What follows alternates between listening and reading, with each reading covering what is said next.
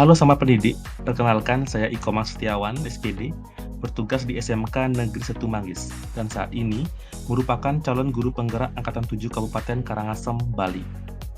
Di bawah bimbingan fasilitator Bapak Asabul Yamin dan Ibu pengajar praktik Niloh Sudewi. Pada kesempatan ini, saya akan berbagi mengenai koneksi antar materi modul 1.1 dalam topik kesimpulan dan refleksi pemikiran pendidikan Ki Hajar Dewantara. Pandangan saya tentang pembelajaran sebelum mengenal filosofis pendidikan Bapak Ki Hajar Dewantara, yaitu saya merasa sudah menerapkan pembelajaran sesuai tuntutan kurikulum, meski sangat jarang menyampaikan tujuan dan kebermanfaatan pembelajaran. Bahkan, tidak pernah menanyakan keinginan siswa terhadap pembelajaran yang akan diikuti.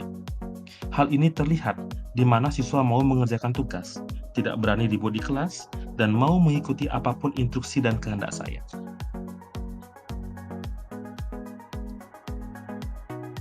Di sisi lain, pandangan saya tentang siswa sebelum mengenal filosofis pendidikan Bapak Ki Hajar Dewantara. Saya beranggapan bahwa anak yang tidak mau mengumpul tugas adalah anak yang pemalas dan tidak mau belajar. Dan juga, anak yang nakal adalah anak yang susah diatur dan kurang pintar.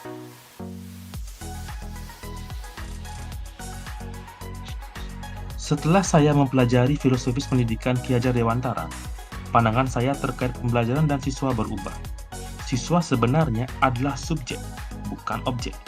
Siswa merupakan subjek dalam pembelajaran, pusat dari keberpihakan pembelajaran itu sendiri.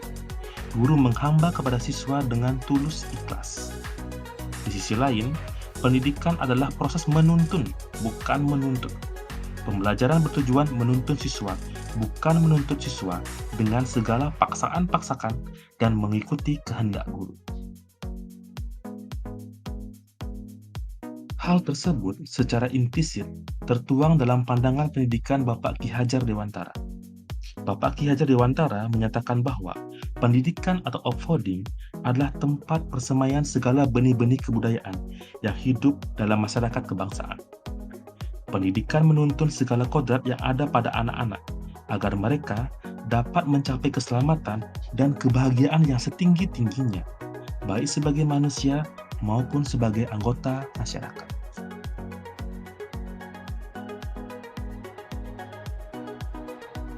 Konsepsi pendidikan Bapak Ki Hajar Dewantara juga tertuang dalam semboyan pendidikan, di mana yang pertama, Ingarsa Sung Telada. Pendidik berada di depan memberikan teladan kepada anak didiknya. Kedua, Ingmadia Mangun Karsa. Pendidik berada di tengah, mampu memberi semangat anak didiknya. Dan yang ketiga, Tuuri Handayani. Pendidik berada di belakang, mampu mengarahkan dan menuntun anak didiknya untuk terus maju.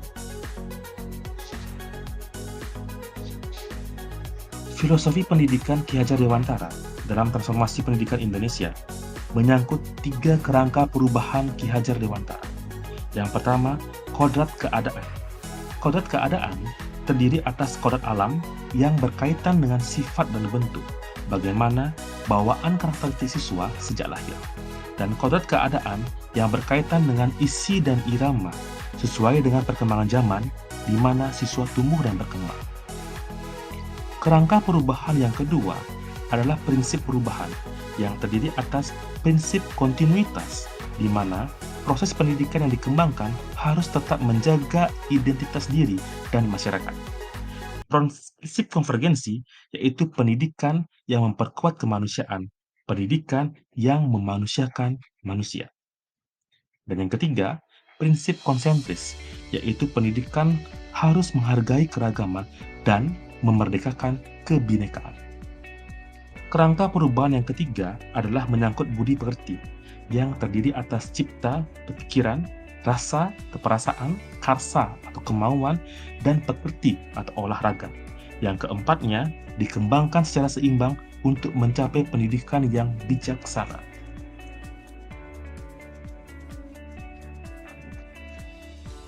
Filosofi pendidikan Bapak Ki Hajar Dewantara tidak lekang oleh waktu, mampu bersinergi dengan kehidupan sosial budaya masyarakat Indonesia, termasuk Bali. Seperti pernyataan beliau bahwa pendidikan adalah tempat persemaian segala benih-benih kebudayaan yang hidup dalam masyarakat kebangsaan. Pendidikan yang dibangun tanpa meninggalkan identitas diri dan budaya sendiri, memanusiakan manusia dan menghargai keragaman. Dalam masyarakat Bali, terdapat salah satu falsafah hidup yang sangat erat dengan nilai filosofis Ki Hajar Dewantara, yaitu Trihita Karana. Trihita Karana sebagai salah satu falsafah hidup masyarakat Bali berasal dari 3 kata, yaitu Tri, Hita, dan Karana. Tri berarti 3, Hita berarti kebahagiaan, dan Karana berarti penyebab. Jadi, Trihita Karana adalah 3 penyebab kebahagiaan manusia. Trihita Karana terdiri atas 3 bagian, yaitu Parahyangan, merupakan hubungan yang harmonis antara manusia dengan Tuhan. Pawongan, yaitu hubungan yang harmonis antar sesama manusia, dan Palemahan, merupakan hubungan yang harmonis antara manusia dengan lingkungannya. Hubungan pemikiran Ki Hajar Dewantara dengan Trihita Karana sesuai dengan tujuan pendidikan yang menuntun segala kodrat yang ada pada anak-anak agar mereka dapat mencapai keselamatan dan kebahagiaan yang setinggi-tingginya, baik sebagai manusia maupun sebagai anggota masyarakat. Kata kuncinya adalah bahagia, di mana salah satu cara memperoleh kebahagiaan bagi masyarakat Bali adalah melalui implementasi Trihita Karana dalam kehidupan.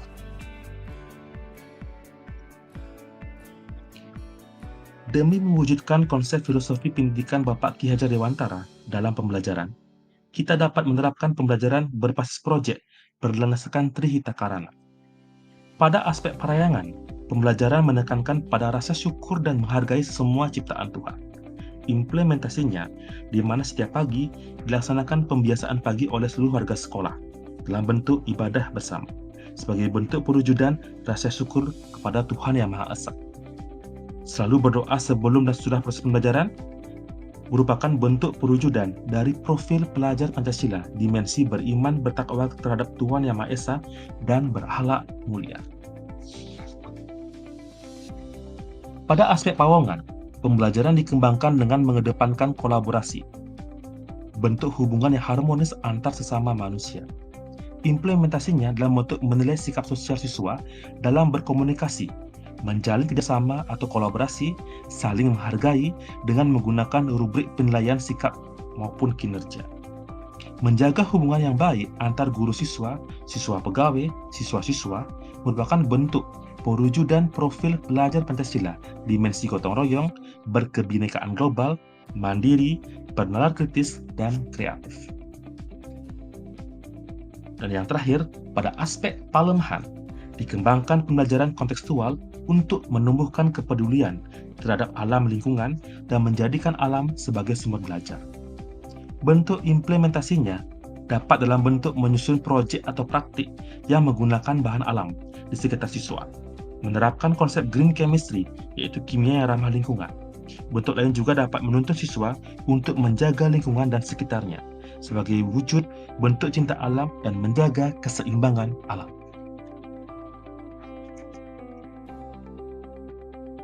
Demikianlah pemaparan saya mengenai kesimpulan dan refleksi pemikiran pendidikan nasional Ki Hajar Dewantara. Semoga bermanfaat bagi Bapak Ibu semuanya. Salam guru penggerak.